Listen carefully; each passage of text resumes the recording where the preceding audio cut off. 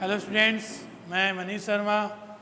आज के इस नए वीडियो में हम बात करेंगे एक्सरसाइज 9 क्लास 10 जो सबसे वेटेज वाला चैप्टर है कोऑर्डिनेट ज्योमेट्री, निर्देशांक ज्यामिति। तो चलिए इसके बारे में बात करते हैं। हमने इसका 9th क्लास में थोड़ा सा बेसिक पढ़ा था, आज उसको आगे और फॉलो करते हैं और देखें कैसे करना है। तो निर्देशांक ज्यामिति का जो एक ज्यामिति की वह शाखा है, ज्यामिति की वह शाखा है जिसमें रेखागणित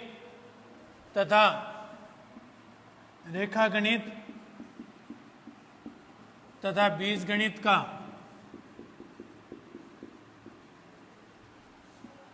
सम्मिश्रण है। अर्थात रेखागणित का भी प्रोसेस हो और बीजगणित का भी प्रोसेस हो, तो ये दोनों चीजें इसमें मिश्रित होती हैं। तो ज्यामिति वह शाखा क्या कहलाती है? निर्देशांक ज्यामिति कहलाती है। इसके अंदर हम जैसे कोऑर्डिनेट हैं, तो कोऑर्डिनेट जो होते हैं, निर्देशांक जो होते हैं वो दो होते हैं। वैसे निर्देशांक जो होते हैं अपने कोऑर्डिनेट एक्स एंड वाई, कुछ पहला पॉइंट हमेशा एक्स का होता है, ये याद रखना, और सेकंड कंडीशन का हमेशा किसका होता है? वाई का होता है। एक्स एक्स लाइन को इसको तो बोलते हैं भुजापन, और इसको जो बोलते हैं वो कोटि बोलते हैं, वाई वाई लाइन को। ओके, तो इसको भुज बोलेंगे और इसको, इस लाइन को तो भुज बोलेंगे, और इस वाली लाइन को जो परपेंडिकुलर कंडीशन में होगी उसको हम कोटि बोलेंगे। और ये जो होता है यहाँ पे, इसका मिड पॉइंट होता है 0 0, मूल बिंदु जिसका कोऑर्डिनेट होता है। मूल बिंदु के जो कोऑर्डिनेट होते हैं वो क्या होते हैं? 0 0 होते हैं मिड पॉइंट के। और अब देखें इसमें एक बात, हमेशा क्वाड्रेंट जो होते हैं वो 4 होते हैं, फर्स्ट, सेकेंड, थर्ड और फोर्थ। इस लाइन को तो हम बोलेंगे एक्स ओ एक्स डेक्स या एक्स ओ एक्स डेस, इसको बोलेंगे वाई ओ वाई डेस। ओके, जब हम लाइन के इधर आएंगे तो इसमें सारे की पॉजिटिव वैल्यू होंगी दोनों ही। इसमें एक्स की नेगेटिव होगी लेकिन वाई की पॉजिटिव वैल्यू होगी। ओके, और इसमें चलें तो दोनों ही कंडीशन नेगेटिव में आएंगी, और इसका अपोजिट हो जाएगा एक्स की वैल्यू प्लस और ये माइनस। तो ये इसका अपोजिट है, ये वैल्यू इसका अपोजिट है। तो कोऑर्डिनेट की बता दिया मैंने। क्वाड्रेंट जो होते हैं वो 4 होते हैं। पहले वाली जो एक्स एक्स की जो लाइन होती है उसको हम भुज बोलेंगे, वाई वाली लाइन को हम क्या बोलेंगे? कोटि बोलेंगे। ठीक है, अब इसके अंदर एक चीज का खास तौर से ध्यान रखना कि एक्स एक्सिस के निर्देशांक आपको पता होना चाहिए और वाई एक्सिस के निर्देशांक भी पता होना चाहिए। तो सीधा सा सिंपल सा जवाब है कि एक्स एक्स के निर्देशांक पूछे जब आपसे, तो आप क्या बताओगे? X and 0। और वाई एक्सिस की बात आती है, वाई एक्सिस के निर्देशांक की बात करें तो 0 और y होगा। मतलब यहाँ पे y की बात करें तो x का मान 0 होगा, और अगर x का मान करेंगे तो y, मतलब इससे अपोजिट होगा, y की वैल्यू 0 हो जाएगी। अगर मूल बिंदु की बात करें अपन, मूल बिंदु, तो वो हो जाएंगे 0 0। मिड पॉइंट के जो कोऑर्डिनेट हैं वो 0 0 हो जाएंगे। तो अपन ने क्या समझा? निर्देशांक ज्यामिति क्या है? निर्देशांक ज्यामिति वो है जिसके अंदर गणित की वह शाखा जिसके हम रेखा गणित तथा बीजगणित का एक सम्मिश्रण होता है। एक्स एक्सिस पे निर्देशांक एक्स एंड 0 होता है, और वाई एक्सिस पे निर्देशांक जो होंगे वो क्या होंगे? 0 और वाई। मूल बिंदु पर कोऑर्डिनेट क्या होंगे? 0 0। काफी इंटरेस्टिंग और काफी इंपोर्टेंट चैप्टर है अपना ये निर्देशांक ज्यामिति। यहाँ से डेफिनेट आरबीएससी बोर्ड से फुल नंबर का क्वेश्चन पूछा जाता है। तो देखें इसके अंदर हम दो चैप्टर में अपने 9.1 और 9.2 दो यूनिट होंगी इसके अंदर। पहली जो यूनिट में होंगी उसके अंदर अपना दूरी सूत्र लगेगा, डिस्टेंस फॉर्मूला। क्या लगेगा? Distance formula. और इसमें लगेगा विभाजन सूत्र, इसमें लगेगा विभाजन सूत्र। तो ये दो चीजें हैं, इन चीजों का खास तौर से ध्यान रखना, दूरी सूत्र और विभाजन सूत्र। इन दो यूनिट पे ये पूरा जो चैप्टर वो कंप्लीट होगा। तो अपन दूरी सूत्र के बारे में बात कर लेते हैं। तो दूरी सूत्र का देखें पहले। जैसे सपोज कीजिए ये एक निर्देशांक है, क्वाड्रेंट सॉरी 4, और यहाँ अपना x1 है और यहाँ x2 है। यहाँ ले लेते हैं y1 और यहाँ ले लेते हैं अपन y2। ठीक है, इसको यहाँ तक ले जाते हैं और इस पॉइंट को यहाँ तक ले जाते हैं। ले लिया, इसको यहाँ तक, इसको इससे मिलाया और इसको इससे मिला दिया अपन ने। ओके, अब यहाँ देखें एम एन, यहाँ पी क्यू आर ले लेते हैं। ओके, जैसे अब इन दोनों की डिस्टेंस देखें तो ये तो हो जाएगा x2 माइनस x1, इसमें से इसको सब्ट्रैक्ट कर लिया और इधर इसमें से इसको सब्ट्रैक्ट कर लिया, तो मुझे ये लाइन मिल जाएगी y2 माइनस y1। अब देखें त्रिभुज दिख रहा होगा, समकोण त्रिभुज पी आर क्यू में या 90 डिग्री का एंगल है समझिए। समकोण त्रिभुज पी आर क्यू में पी क्यू का स्क्वायर बराबर पी आर का स्क्वायर प्लस क्यू आर का स्क्वायर। अब यहाँ जो जो वैल्यू दे रखे हैं हमें पी क्यू का निकालना है, हमें इन दोनों के बीच की दूरी निकालनी है। ठीक है, तो देखें पी आर कितना है x2 माइनस x1 का होल स्क्वायर और ये y2 माइनस y1 का होल स्क्वायर। तो पी क्यू की वैल्यू क्या मिली हमें x2 माइनस x1 का whole square and y2 minus y1 का होल स्क्वायर। ये किसका है, डिस्टेंस फॉर्मूला है, P और Q के बीच में डिस्टेंस फॉर्मूला, बीच की दूरी का सूत्र है।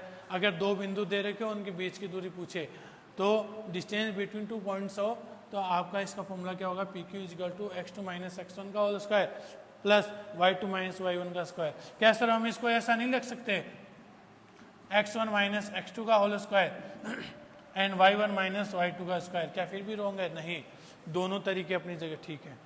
आप x1 माइनस x2 का होल स्क्वायर भी लिख सकते हो तो y1 माइनस y2 का भी होल स्क्वायर। अगर मिड पॉइंट की कंडीशन की बात करें तो ये हो जाएगा x का स्क्वायर और इधर हो जाएगा y का स्क्वायर, क्योंकि मिड पॉइंट में एक वैल्यू क्या हो जाएंगे 0 0 पे चलेगा, तो इसलिए ये है। अब कुछ इंपोर्टेंट इसमें चीज़ें आएंगी 9.1 में, जैसे आपसे पूछ ले कि कोई भी आकृति दी होगी उसको सिद्ध कीजिए कि ये वर्ग है, आयत है, समचतुर्भुज है, तो इनके बारे में मैं थोड़ा सा बेसिक बता देता हूँ। अगर आपको वर्ग के बारे में दिया हो तो अगर पूछे कि वर्ग है सिद्ध कीजिए तो इसमें क्या होगा, चारों भुजाएं बराबर होंगी वर्ग की और विकेंड भी क्या होंगे, उनके बराबर होंगे। The four sides are equal and diagonals are equals. Okay, एक स्क्वायर की बात करें तो, और समचतुर्भुज की बात करें, इट मीन्स रोम्बस की बात करें तो रोम्बस में अगर सिद्ध करवाना चाहे तो उसमें आपको कंडीशन पता होना चाहिए, उसकी चारों भुजाएं बराबर होती हैं, अर्थात इसकी जो फोर साइड्स होते हैं वो दोनों क्या होती हैं, इक्वल्स होते हैं। वैसे एक स्क्वायर और एक रोम्बस दोनों एक जैसे होते हैं, लेकिन उसमें डायगोनल जो होते हैं वो क्या होते हैं, इक्वल्स होते हैं, विकेंड इक्वल्स होते हैं। फिर आती है आयत के कि पूछ ले कि आयत का किस तरीके से हम सॉल्व करेंगे, तो आयत के अंदर आपको पता होना चाहिए कि आमने सामने की भुजाएं बराबर होती हैं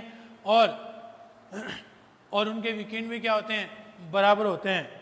आयत में opposite sides are equals, rectangles में एंड डायगोनल्स आर इक्वल। अब आयत के जैसे एक और होता है, उसको हम बोलते हैं समांतर चतुर्भुज। क्या बोलते हैं, समांतर चतुर्भुज, पैरेललोग्राम। और पैरेललोग्राम की भी कंडीशन क्या होती है, उसकी फोर साइड इक्वल होती हैं बट डायगोनल उसके क्या नहीं होते, इक्वल नहीं होते, विकेंड इक्वल नहीं होते उसके। फिर आती है समांतर चतुर्भुज है लेकिन आयत नहीं है, इस टाइप से पूछ ले तो मैंने बता दिया आपको समांतर चतुर्भुज है, आयत नहीं है, तो इसका अर्थ ये हुआ कि दोनों में भुजाएं तो बराबर होंगे, चारों जो भी भुजाएं बताइए आयत में और इसमें समांतर चतुर्भुज में आमने सामने के, लेकिन इनके जो विकीर्ण है वो सिर्फ आयत में ही बराबर होते हैं, समांतर चतुर्भुज में नहीं होते। बस ये कारण आपका मेन इसका हो गया। तो इसके बारे में अपन बात करेंगे। तीन बिंदु सरेंगे तब होंगे जब दो बिंदुओं का योग तीसरी भुजा से ज्यादा हो। दो बिंदु का योग तीसरी भुजा के बराबर आ जाए। मान लो एक 2 है, एक 3 है, अगला 5 आ रहा है, तो दोनों हो गए ना एक दूसरे के बराबर। सरेंग वो हो गया कोलिनियर लाइन्स। कोलिनियर लाइन्स जो होती हैं जिनका 2 का सम थर्ड से क्या होता हो, इक्वल होता हो। ठीक है। तो हमने मेन इम्पोर्टेंट जो इसका जो रोल था वो मैंने बताया आपको 9.1 का। अब इसके क्वेश्चन करेंगे अपन, तो वो देखें किस तरीके से करेंगे। हाँ, तो देखिए यहाँ पे फर्स्ट क्वेश्चन, यहाँ 5 क्वेश्चन है इस टाइप के, 1 से लेके 5 तक जो अपन क्वेश्चन करेंगे वो सारे के सारे इसी टाइप के हैं। तो इसलिए मैं इसका एक ही क्वेश्चन बताऊंगा, बाकी के 4 क्वेश्चन आप खुद अटेम्प्ट कर सकते हो। कैसे कि हमें ये पता होना चाहिए कि पॉइंट कैसे रखे जाते हैं और उनसे आकृति क्या बन रही है। अगर इस टाइप की आकृति बनेगी तो आपको क्या लगाना है, इसमें नहीं पूछा है, अगले क्वेश्चन में पूछे तो ये समांतर होगा। अगर इस टाइप से होगा तो एक वर्ग होगा, अगर थोड़ा सा इस तरीके से होगा तो आयत होगा, और अगर काइट की शेप आती है इस तरीके से तो समांतर समचतुर्भुज होगा, और अगर इस तरीके से आपके पास कोई आकृति आती है तो उसको हम बोलेंगे समलंब चतुर्भुज बोलेंगे। तो इनमें से कोई भी अगर आकृति बनती हो तो उसका आपको नाम बताना है। आपको पॉइंट दिए होंगे जैसे 1 2 3 5 माइनस का 1 और 2 इस टाइप से, और आपको उसको क्या करना है, इस क्वाड्रेंट में दर्शाना है इसको। और जो भी आकृति बनती है इस टाइप से तो उस आकृति का नाम बताना आपको कि वो आकृति कौन सी बनी है। तो मैंने बता दिया, जैसे पहले इस टाइप की आकृति बनती है तो उसको हम क्या बोलते हैं, समांतर चतुर्भुज। अगर इस टाइप की आकृति बनती है तो हम उसको वर्ग बोलेंगे, उसको बोलेंगे आयत, इस तरीके का इसको बोलेंगे आयत की जो समचतुर्भुज होगा, है ना। और इस तरीके की कोई भी आकृति होगी उसको हम क्या बोलेंगे, समलंब चतुर्भुज, समलंब चतुर्भुज। तो ये चीजें याद रखना। मैं सिर्फ एक ही क्वेश्चन बताऊंगा यहाँ पे, तो देखें 1 से लेके 5 के बीच में। और जैसे पहला क्वेश्चन है, हमें ऐसे लाइन ड्रॉ करके दे रखी है और पूछा है इसके निर्देशांक बताइए। तो इसके निर्देशांक बताएं तो निर्देशांक देखना नहीं आता क्या आपको। पहला पॉइंट x का होता है तो x की वैल्यू यहाँ कितनी है 5, तो y की कितनी दिखाई दे रही है 3। ये लो, पहला काम कंप्लीट हुआ अपना, यहाँ a के कोऑर्डिनेट हो गए। अगर b की बात करें तो यहाँ x की वैल्यू कितनी दिखाई दे रही है -4, और b कितना y कितना दिख रहा है 6, तो ये अपना b पॉइंट आ गया। ऐसे ही और देखें, ये देखें यहाँ x की वैल्यू कितनी है -3, y की वैल्यू -2, तो ये पॉइंट हो गए। इसके आकृति में देखें तो x की वैल्यू 1 और y की वैल्यू -5। तो इस तरीके से अपने पास आकृति का बनेगी। और इसमें नहीं पूछा कि इसमें आकृति कैसे बन रही है और उसका नाम क्या होगा। जब भी आपसे इस टाइप के कोऑर्डिनेट दिए होंगे और उससे जो भी आकृति बनती है उसका नाम बताना है उन 4 क्वेश्चनों में। तो इसलिए वो 4 क्वेश्चन मैं वहाँ नहीं बताने वाला, तो ये देख लिया होगा आपने। अब यहाँ पे मैं सीधा छठा क्वेश्चन की बात कर रहा हूँ, 6th क्वेश्चन की। तो छठे क्वेश्चन में देख क्या करना है।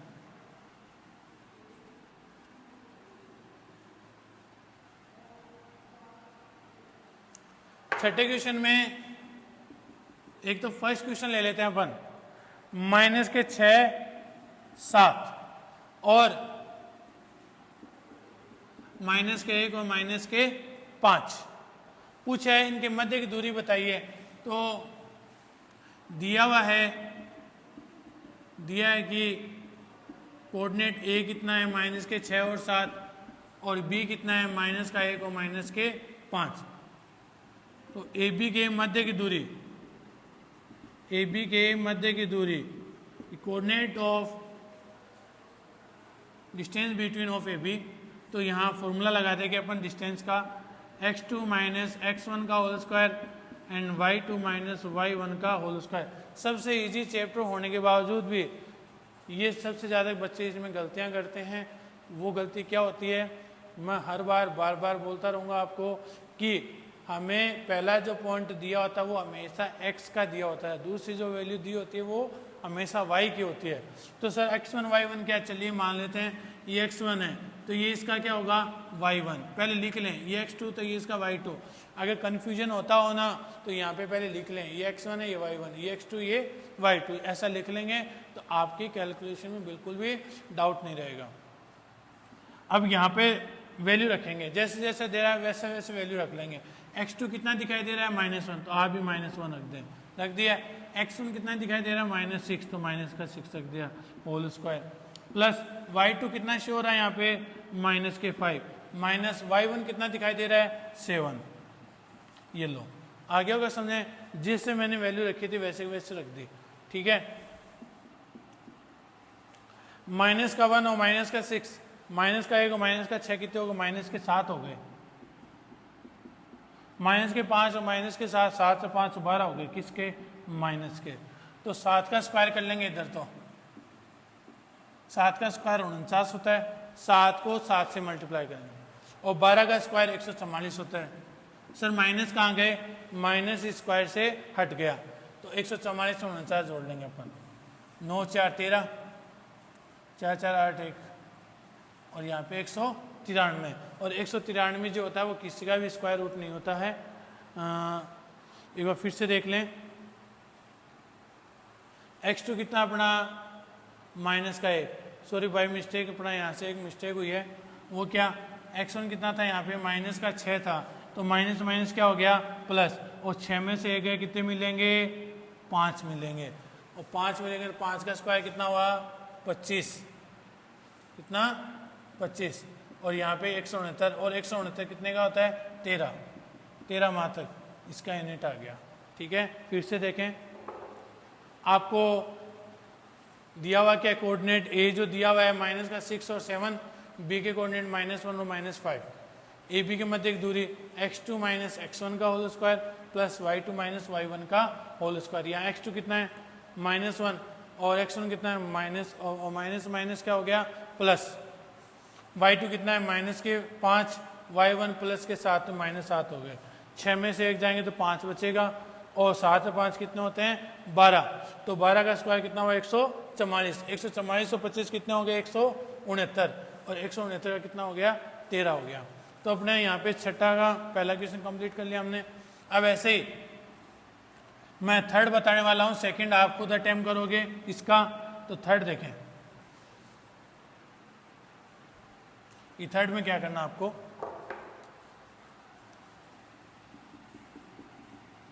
AT1 का स्क्वायर, AT1 का स्क्वायर 2AT1, फिर इधर है AT2 का स्क्वायर 2AT2, ये अपने को कोऑर्डिनेट दे रखे हैं। दिया हुआ है कि A की जो निर्देशांक है वो AT1 का स्क्वायर 2AT1, और B के जो निर्देशांक है AT2 का स्क्वायर 2AT2। तो AB के मध्य की दूरी, AB के मध्य की दूरी, तो यहाँ AB के मध्य की दूरी देखें, x2 माइनस x1 का स्क्वायर, y2 माइनस y1 का स्क्वायर, ये x1 ये y1, ये x2 ये y2, ठीक है। तो x1 x2 कितना अपना, AT2 का स्क्वायर माइनस AT1 का स्क्वायर प्लस y2 कितना है, 2AT2 और 2AT1 का स्क्वायर। यहाँ तक समझ आया आपको। अब इन दोनों में a कॉमन आ रहा है, और कॉमन आएगा तो स्क्वायर भी साथ बाहर आएगा। a स्क्वायर T2 का स्क्वायर माइनस T1 का स्क्वायर प्लस इसमें 2a कॉमन आएगा, तो 2a का भी स्क्वायर होगा, तो कितना हो जाएगा, 4a का स्क्वायर, T2 माइनस T1 का स्क्वायर। ये बात समझ आ गई होगी। फिर से देखें, जब भी हम कोई कॉमन लेते हैं तो उसका साथ जो भी स्क्वायर चला है तो वो भी बाहर आएगा। 2a का स्क्वायर है तो 4a स्क्वायर आ गया बाहर, ठीक है। अब आगे देखें, a स्क्वायर, यहाँ एक आइडेंटिटी दिख रही है मुझे, a square minus b square, तो एक बार जोड़ेंगे और इसके साथ स्क्वायर भी तो है, और एक बार घटा देंगे, जोड़ देंगे। क्या ये बात सुनाई आपको, 4a का स्क्वायर T2 माइनस T1 का स्क्वायर। फिर से देखें, a square minus b square, a minus b a plus b, लेकिन साथ में स्क्वायर और चल रहा था तो वो भी लिखा मैंने। अब इनमें कॉमन क्या दिखाई दे रहा है, एक तो a स्क्वायर कॉमन दिखाई दे रहा है, और इनमें कॉमन क्या दिखाई दे रहा है, T2 माइनस T1 का होल स्क्वायर। तो अंदर क्या रह गया, इसमें तो रह गया T2 प्लस T1 का स्क्वायर प्लस इधर रह गया 4, बस। तो ये स्क्वायर में है, मल्टीप्लाई में भी है, तो ये दोनों के दोनों क्या आ गए, बाहर आ गए, ए T2 माइनस T1, और अंदर क्या रह गया, T2 प्लस T1 का स्क्वायर प्लस 4। तो अपना जो ए बी है उसका आंसर ये अपना करेक्ट, ये वाला आंसर। फिर से देखें, ए बी की मध्य की दूरी पूछी, हमने वैल्यू रख दी, यहाँ दोनों में ए था तो ए कॉमन लिया तो इसका साथ स्क्वायर भी बाहर आएगा, फिर T2 का स्क्वायर माइनस T1 का स्क्वायर, फिर इसमें कॉमन क्या दिखाई दे रहा था, 2 कॉमन दिखाई दे रहा था, 2 और ए, तो 2 ए का स्क्वायर करोगे तो 4 ए का स्क्वायर आएगा। इन दोनों कॉमन क्या है, ए स्क्वायर को बाहर ले लिया। फिर यहाँ देखो इसको जो है ए स्क्वायर माइनस बी स्क्वायर एक बार घटाएंगे और एक बार जोड़ेंगे, तो T2 माइनस T1 का स्क्वायर और T2 प्लस T1 का स्क्वायर, क्योंकि स्क्वायर साथ में चल रहा था। इन दोनों में कॉमन क्या दिखाई दे रहा है, T2 माइनस T1 का स्क्वायर, और दोनों में ए स्क्वायर भी था तो बाहर ले लिया, तो अंदर क्या रह गया, T2 प्लस T1 का स्क्वायर, और इधर सिर्फ 4 ही रह गए क्योंकि ये पूरा का पूरा निकल गया बाहर, और ये गुणा में तो ये भी क्या आ जाएगा, रूट से बाहर आ जाएगा। तो यहाँ जो 1 से लेकर 6 तक के जो क्वेश्चन थे वो अपने यहाँ पे कंप्लीट किए। नेक्स्ट वीडियो में हम इससे आगे बात करेंगे, जो भी क्वेश्चन है तो देखेंगे आगे। धन्यवाद।